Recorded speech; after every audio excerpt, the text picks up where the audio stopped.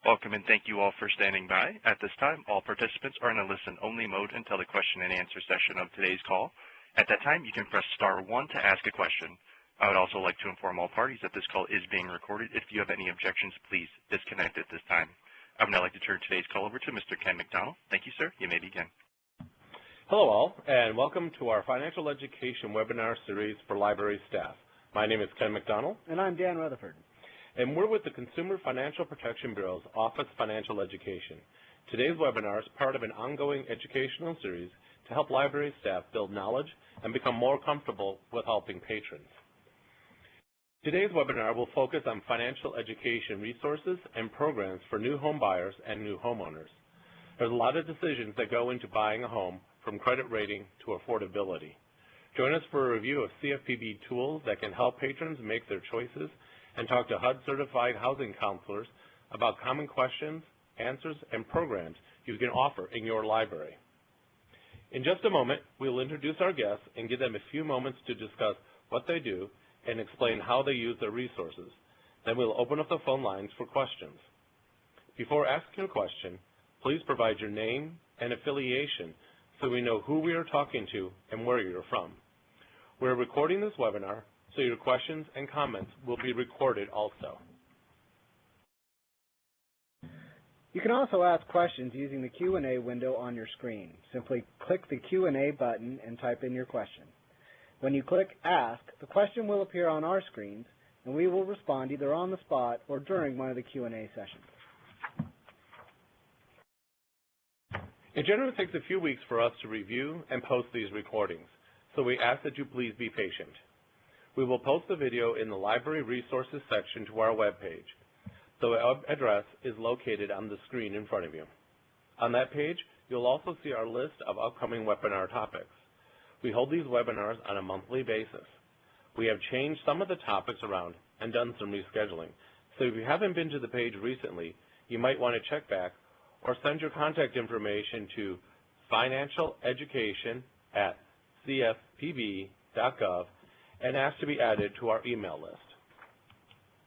Thanks, Ken. And now I'd like to introduce today's guests. There we go.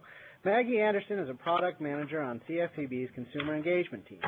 She works with stakeholders, designers, and developers to translate knowledge about financial markets and how consumers interact with those markets and turn those insights into helpful online tools and resources.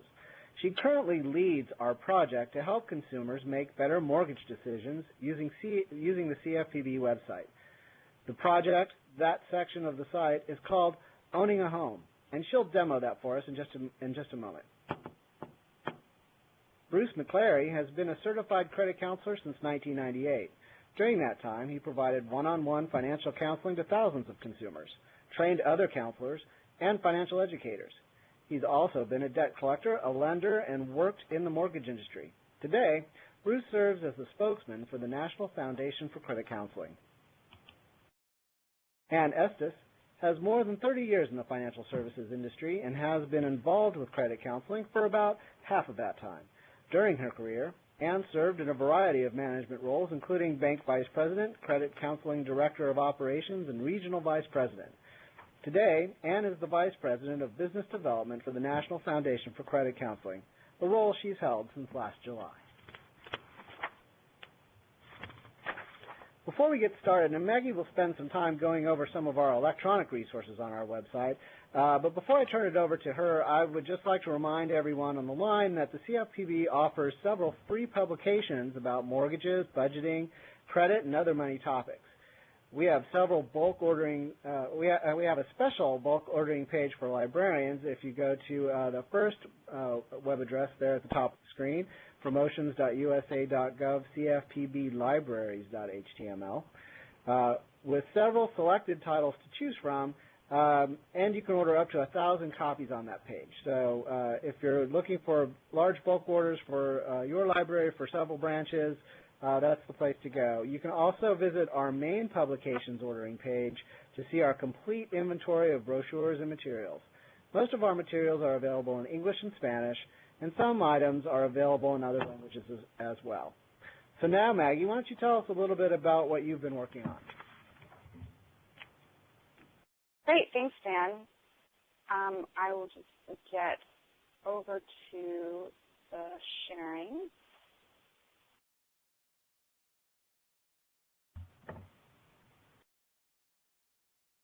Can you see my screen?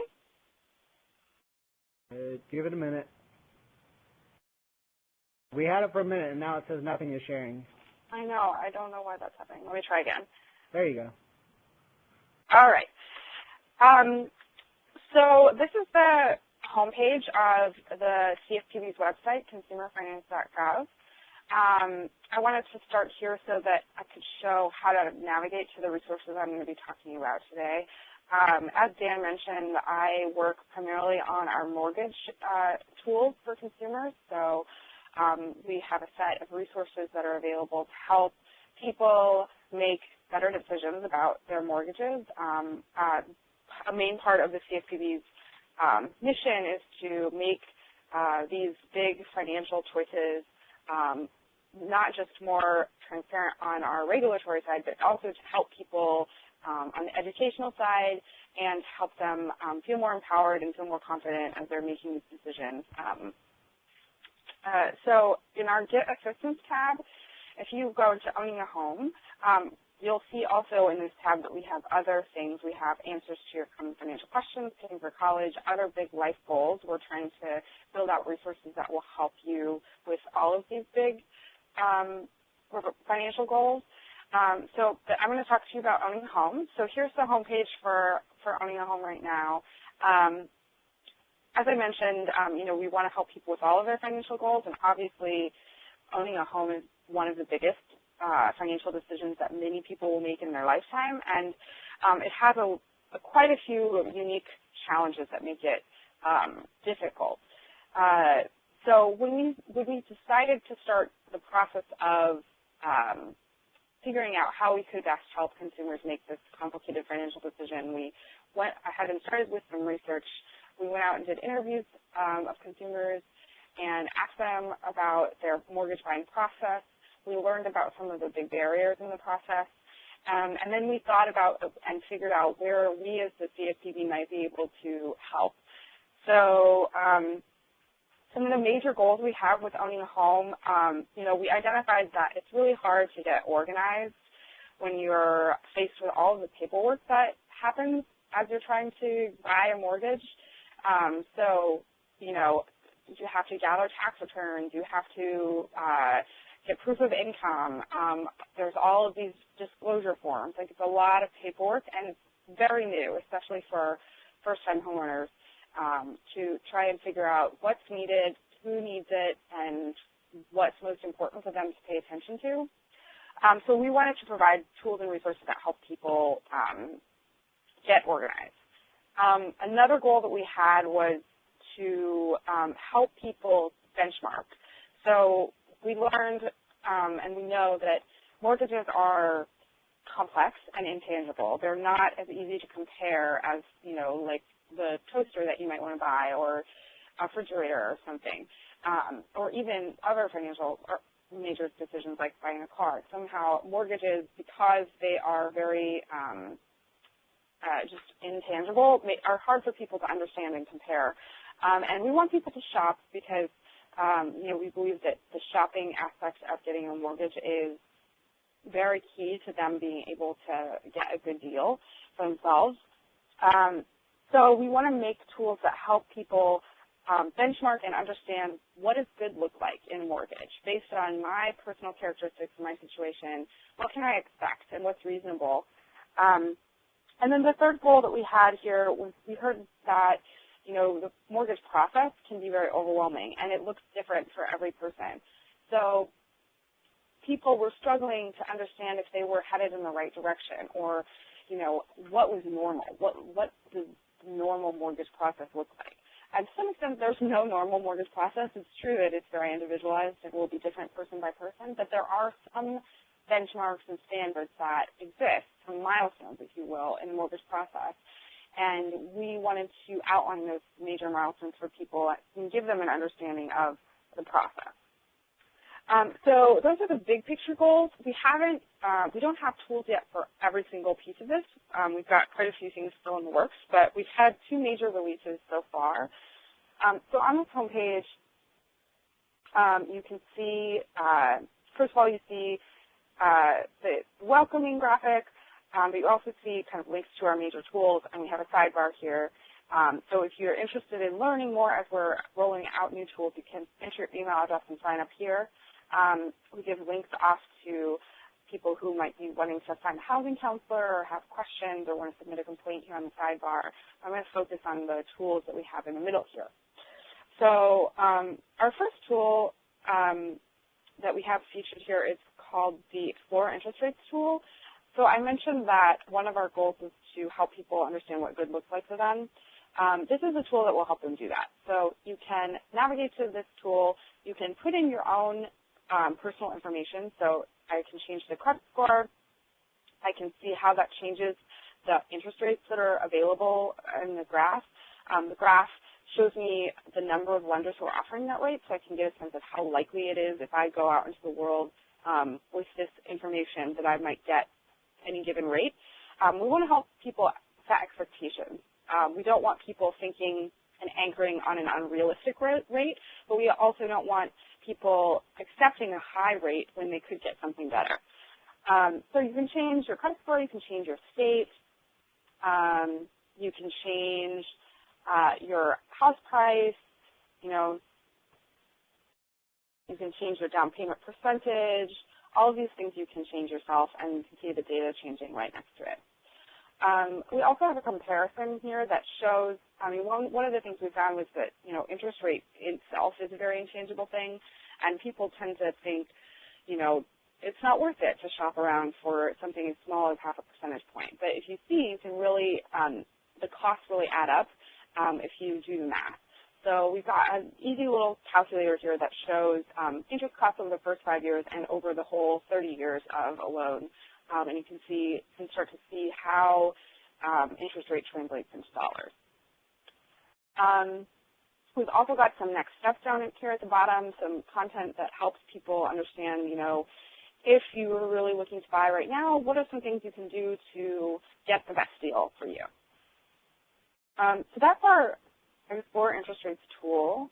The other things we have available to people right now on the site are focused around this organization and just general understanding of the mortgage process and some of the key components. So we wanted to help people understand just like the basics of what makes up a loan.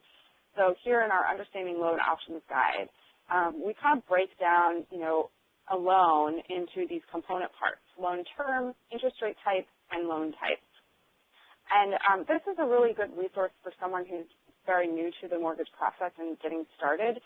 It gives plain language definitions of all of these different pieces, and it explains how these different choices affect your loan cost over time and some of the risks that might exist. So, for example, here in loan term, you can have your normal 30-year mortgage, and you'll have lower monthly payments. But, over the long term, it means you'll be paying a little bit more than if you were able to make a higher monthly payment and take a shorter term. So we want to start breaking down some of these decisions for people so that they can start to understand their trade-offs. So interest rate types, loan types are the other big things we have here. And I encourage you, if you have a minute, to just pull up the website yourself and play around and see if there's anything that intrigues you. The other resources that we have are around closing. So, we want to be there for people from the very beginning of their process to the end. So this loan options guide that I just showed you is very early on in the process, but there's similarly a lot of paperwork and confusing things that happen right at the end. There's also a lot of time pressure to, get things done quickly. So we created a simple checklist that outlines some of the key things that you need to know at closing. So kind of key things that you need to know to be established mortgage borrower, and then kind of top mistakes to try and avoid. And then we have a few pages of just a simple checklist that tells you step by step kind of what you should be doing and thinking about to get really ready for closing. so that you don't do something like, forget to bring your driver's license or your ID so that you can actually close on your loan. And the other resource we have for people at closing is this form explainer. There are a lot of pieces of paper that you get at closing, and we have isolated 6 of the most important documents that you'll get and annotated them with little notes that tell people kind of where to look and what to pay attention to. So hopefully it makes the process a little bit less overwhelming if you have an idea of what you really need to make sure and pay attention to. So those are the resources that we have available right now. I think in terms of when you have questions from people at the libraries, I think, to the extent that you're getting people who are interested in shopping for mortgage or learning about how to get started, we hope that this would be a great resource for you to point them to. As I mentioned, if you're interested in learning more about when we have more resources available, I encourage you to sign up for our email list. We'll be having more things about the overall mortgage process and comparing loans that we'll be launching in the next few months. So, yeah, I think that's all I've got. Thanks, Maggie. And just to remind everyone, the closing checklist is only available on the Owning a Home section of the website. So if that's something that might interest you or your patrons when you're putting on a home ownership program, be sure you download those from the website because they're not available from our print resources list.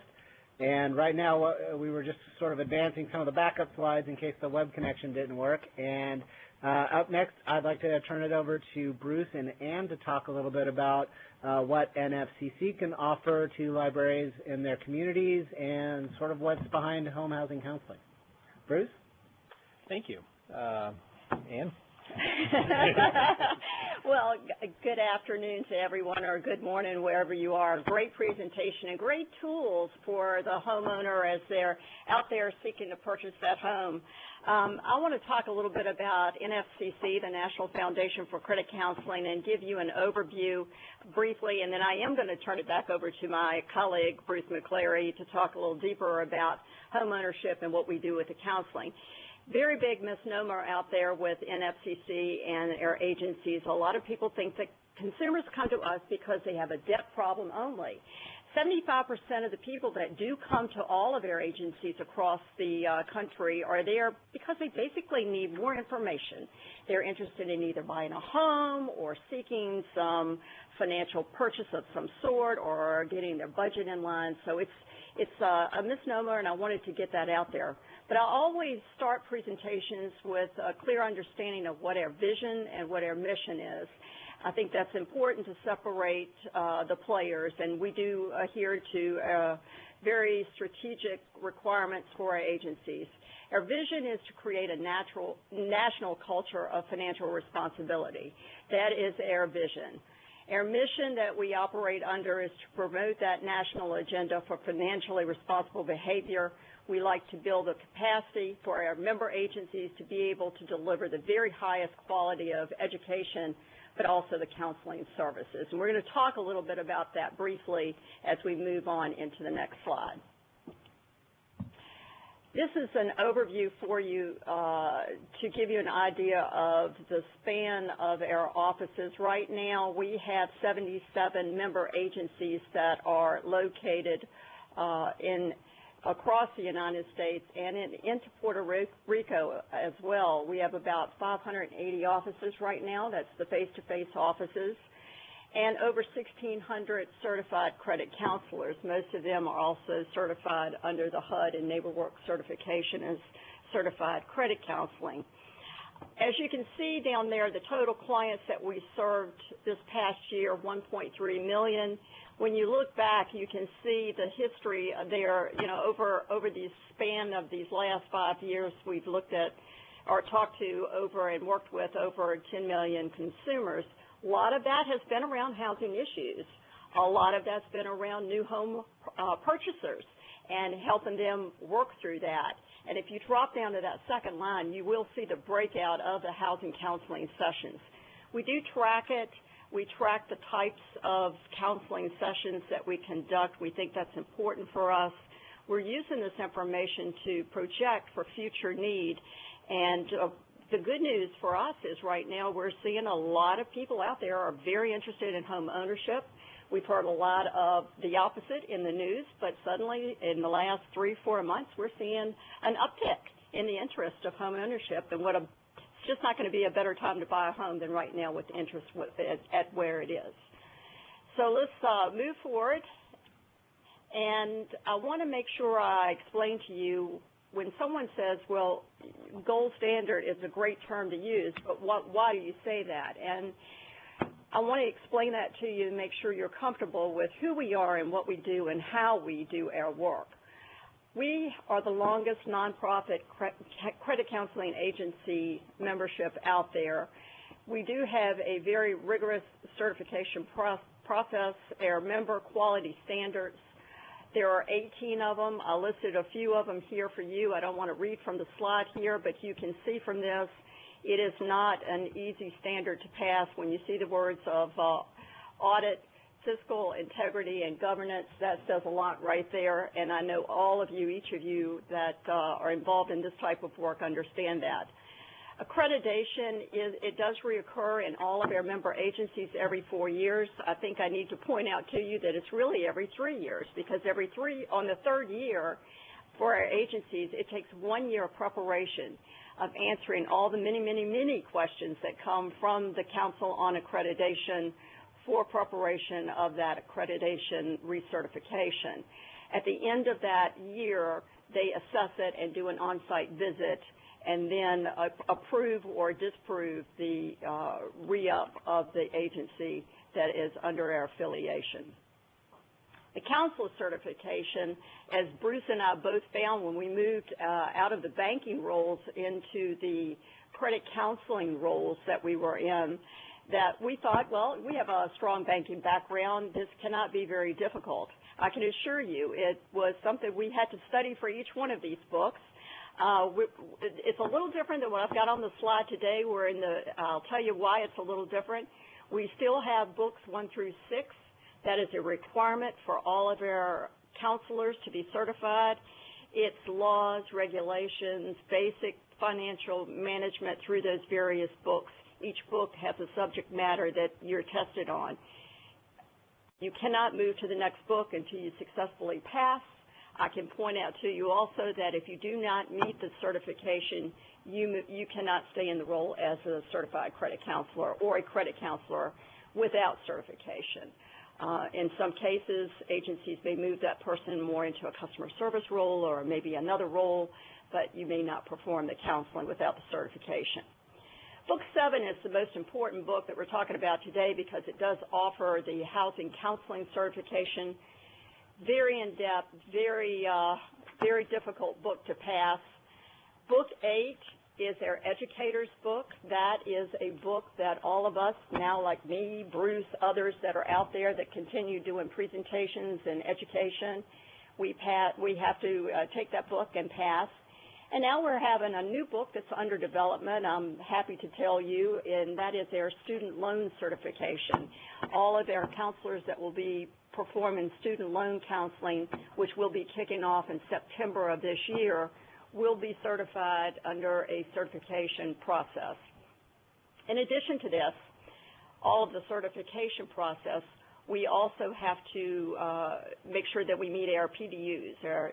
And so to do that, we have to either do presentations, a minimum of 240 hours a year of counseling, events, et cetera, to be able to give back to the communities and be out in the various offices to hold that certification process. So that's the gold standard background. Home purchasing is so important, and we recognize that during the difficult times of dealing with loss mitigation foreclosure. And that's when most of our agencies recognized and raised the hand and said, you know, we can't just be a one-trick pony. We've got to be able to do a more holistic financial counseling session. And so for the consumer, what we have found by being able to do that, we can give very sound advice to be able to not only deal with the problem that they are coming in the door with, because typically people will come in and say, I'm having trouble with my house payment, or I'm having trouble with my credit card payments. And yes, that may be in fact true, but there's typically many other factors involved. In that process, as we're dealing with the multiple components of the financial distress, we're providing education. Tools such as the one you just saw before this part of the presentation today. Great tool. We refer people to your website on CFPB all the time because of the great tools and information. And we want to make sure that that consumer is better equipped, not only for the current situation, but long term. We want to be able to give back to the financial sector bankable consumers that are credit worthy so that they can acquire their assets and obtain their goals. For the financial institutions, we've been able to return billions of dollars over the courses of the years that we've been in business, and we strengthen their reputation by helping the consumer to stay bankable. So it's been a good relationship. It helps them with their CRA requirements, and we work very closely with most of the creditors out in the country. We have an initiative right now. We Sharpen Your Financial Focus. You may have heard about it. It's referred to as Sharpen. It's really a national program that we kicked off in September of 2013. It is a very in-depth counseling program, and this is something that I like for homeowners, especially first-time home buyers. We've seen a lot of folks go through this program. They start with a financial stress test, which is my money checkup, to give them a gauge of where they are, get the thought process going for them to prepare for the conversation with the counselor. And then after that step, they go into the financial review. Very in-depth development of the budget, taking a look at that for first-time home buyers, looking at what do you think you're going to purchase, how much is that, what else are you going to have to buy with that house, what about insurances, what about other costs that are involved. And then that targeted education is an even deeper dive into that. We'll bring in the what ifs. What if you lose one salary? What if your salary is reduced? How long are you going to be in the home? All of those questions that people need to ask themselves so that as they prepare for home ownership, they could look at a better payment plan, perhaps. Maybe if they are only going to be in the city for less than 5 years, a mortgage that is further out would be more beneficial for them. So those are the things that I wanted to cover before I turn it over to Bruce. Bruce is going to give you some detail on housing counseling and how we do it every day. Thanks, Ann. I'm Bruce McClary with the NFCC, and I think Ann did a great job explaining a little bit about the NFCC, what we do and who we are. And among the different services that are offered through the NFCC locations and the membership in general, housing counseling is a major component. We cover a lot of things in housing counseling. So to start, I wanted to talk a little bit about the first-time home buyer. As it was mentioned earlier, and I think it's true, there's a lot of focus shifting towards purchase of a new home. And our counselors, our member counselors, can really work with consumers to help them get a really good understanding of how home ownership will apply to their individual situation, explaining it to them one-on-one, answering their questions, and tailoring the advice to fit their own needs. So our counselors work with people to let them know all of the different things they have to consider, and they drill down on the importance of sustainability of home ownership and what it means going into home ownership and how they can improve their chances of sustaining home ownership and making it work best for their situation. We do a thorough review of a person's budget, and of course, because the counselors are trained and certified and equipped to handle a multitude of other issues, there could be factors influencing that budget that the counselors are ready to address right there on the spot if home ownership doesn't look likely because of some financial obstacles that may be in the way. And they talk about the real cost of home ownership, the purchase price, the terms, and the monthly payments. And what it really does is it gives the home buyer, the potential home buyer, the opportunity to get some objective third-party advice from someone other than the lender or the person trying to sell them the home. And it really helps improve their chances of making home ownership work best for them. Then on the other side, of course, our counselors are equipped to handle situations where the preservation of home ownership is critical, and homeowners are facing obstacles maintaining home ownership, and they're facing down foreclosure. And our counselors at our NFCC member agencies are very equipped to handle a complete overview of a person's financial situation at different stages as they're approaching foreclosure, and work directly with them to uncover the root causes and to identify any issues that might be in the way, and certainly to work with the mortgage servicers, the lenders, and to try to create a workable solution for this in what in many cases is a crisis situation down to the wire. And the counselors are very, very capable of jumping in and helping out at any stage in that process. And then, of course, there's ongoing counseling and coaching regarding wise credit decisions, and there's information that's given to homeowners during this foreclosure prevention counseling that helps them avoid situations like this in the future as they're recovering from what they're facing in the immediate future. And then, of course, there's reverse mortgage counseling, and that's been in the news, and there was a great report released by the CFPB recently, and kudos for that. That was very educational and informative on reverse mortgages and some of the information people are hearing through advertising. Our reverse mortgage counselors are trained and certified to answer questions that people might have as they qualify for reverse mortgages, and to get them thinking about how this is going to affect their own personal financial situation, not just for themselves, but for their family, and for their for what their home means to them, and for what their needs are in the future. So there's a thorough review of the product and the process, and of course, bringing in others as necessary to talk about the impact this has, not just on them, but on family members, and making sure that the homeowner completely understands the implications of entering into a reverse mortgage before they make any decision that can't be undone. Other ways we can help, our member agencies in all of the different communities across the country are able to offer workshops that are specific to needs within those communities. Many of our counselors are able to go out and talk to small and large groups about budgeting, about wise use of credit, understanding a credit report, what that means, the process of buying a home, the process of maintaining home ownership, and a multitude of other issues that are in workshop settings that are very informative. There's a lot of information online. Our many member agencies, as well as the NFCC at nfcc.org, have a lot of free information that's available to consumers, calculators, downloadables, all kinds of blogs and articles that really help educate consumers and help them make wise choices.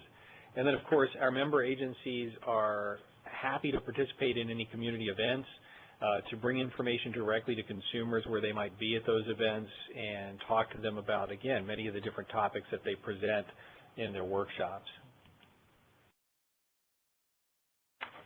So we thank you for your time today, and hope we've answered some of your questions that you may have, and certainly during Q&A, happy to answer any questions that we did not cover.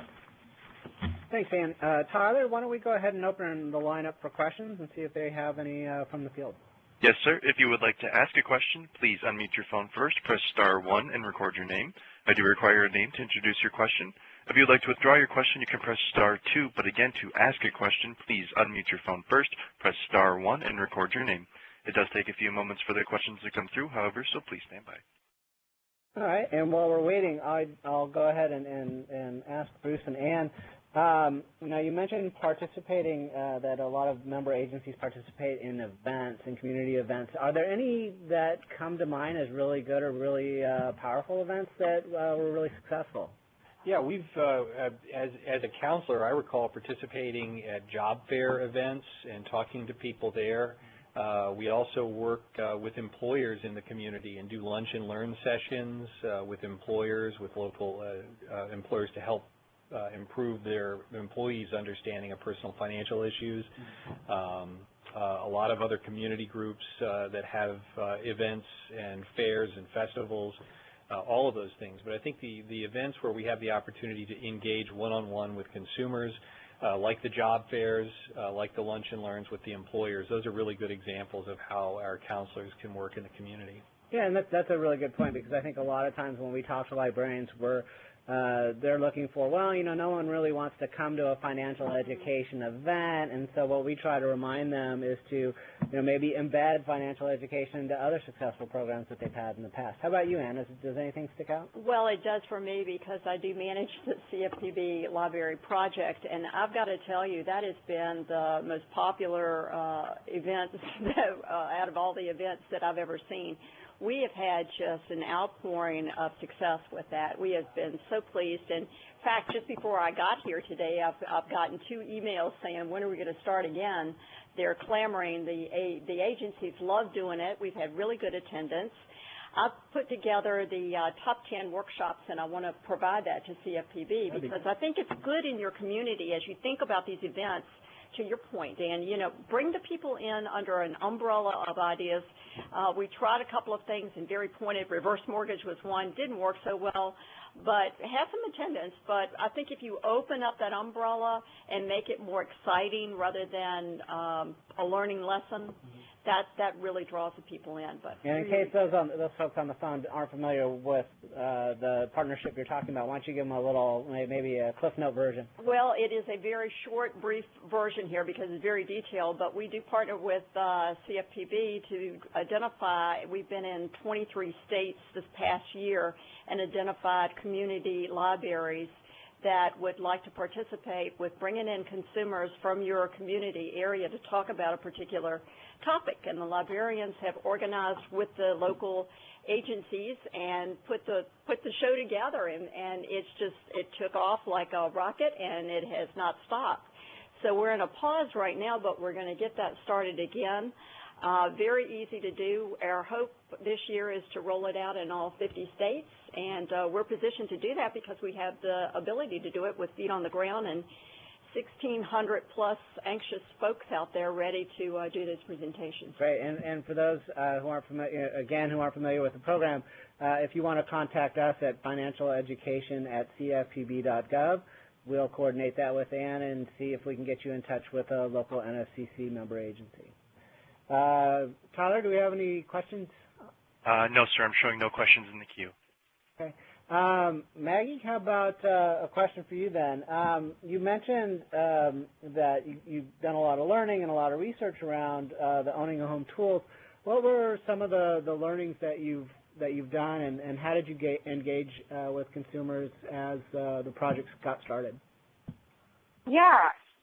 Thanks, Dan. So we started out initially with qualitative interviews with consumers, so 1 to 2 hour-long interviews with people who were in various stages of their mortgage process, so people who were first-time home buyers just starting out, all the way to people who actually had been through foreclosure, or people who had multiple houses. So we tried to get a wide range of people to understand some of the different perspectives. We interviewed people in lots of different geographic parts of the country. So we went to LA, we went to Bakersfield, California, we went to New York, we went to Indiana, trying to get, in addition to just different types of people in their mortgage process, trying to get how the market was different across these different places in the country. Obviously, you can't touch everything, but the methodology that we used was designed to at least get wide variances so that we could make some more informed decisions about the position that might lie somewhere in between. So we did that, and then we digested all of the things we learned in those interviews and came up with a overall what we call a blueprint for how we wanted to help consumers with the mortgage buying process. So some of those goals that I outlined at the top, it's we want to help people get organized. We want to help people set benchmarks because mortgages are complex and inchangeable. We want to help them understand the process and get milestones in that process. Some of those things were the core things that came out of that initial research. So once we did that initial research, Then we moved into prototyping and actually building out.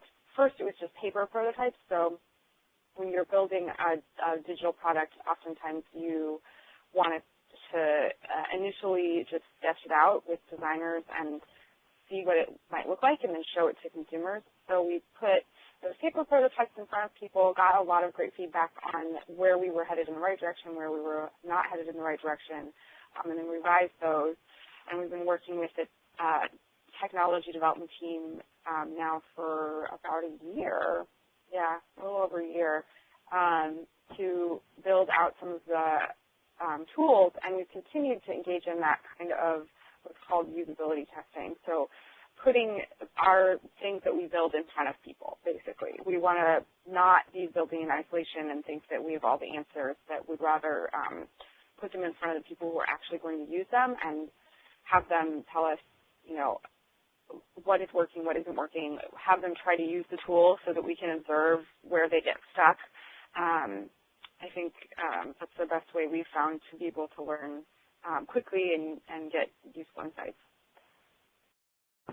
Great. Tyler, anything from any questions? Still no questions, and just a reminder, that is *1 if you would like to ask a question. Well, Bruce and Ann, one thing that we regularly talk about, and it's true, I think when you go house shopping, it's true when you go car shopping, that people don't distinguish between shopping for the mortgage and shopping for the product. And I think a lot of people, and tell me if this is true, they start by selecting that dream house, and then they start to realize that maybe they bit off more than they could. Is that true? I mean, is that what you find tends to get people into trouble, or what is it that you see that tends to get people tripped up? Yeah, it is. I think you hit the nail right on the head. I think that is what gets people in trouble. They go out and they look for a home, and they may have an idea of what they want to get. It's the thing about, they find the great dream home, and they've got a realtor right there next to them saying, oh, yeah, sure, this is great for you. And they may tend to bite off a little more than they can chew. And in some ways, how it's positioned is, well, you qualify for this much, so let's run the cost. This home, tightly fits within that scale. So sure, it's affordable, but then what that does is it creates problems down the road because they've already maxed out what they qualify for, and it may not necessarily make sense for their budget and their financial situation. So they overlook some of the other things that may come up. Even insofar as regular maintenance on the home, that in the future, the taxes and insurance on the home, which they may not be factoring in at the time and need to know about. So that does kind of influence the. So if someone walks into the library and or asks the reference desk, hey, I'm interested in shopping for a home, or do you have any books on how to buy a house? What should the librarian do? What should they sort of take into account or ask the patron, hey, have you done this? Have you considered that? What are maybe one or two key questions that they could point them in the right direction? Well, I think one of the things that they could do is certainly recommend the information not only on the CFPB website, which we just talked about, but also recommend that they consult with a counselor, a housing counselor, a HUD-certified NFCC housing counselor, to have a discussion. And, of course, there's plenty of material available through the NFCC member agency or obviously on the CFPB website that can help guide somebody to the right choice. And there is a lot of good information. I'm sure there are some great books that all the libraries have on home ownership, on maintaining home ownership, on the decisions you have to make in the process, which are great. But I think it's a combination of pointing them to the resources internal to the library, but also connecting them with somebody they can have a discussion with, a counselor, somebody who's a certified HUD counselor, that can help guide them through the decisions that are relevant to their own unique situation. Okay, great. Tyler, do we have anybody anxious to ask a question? No, sir. Looks like we still have no questions in the queue.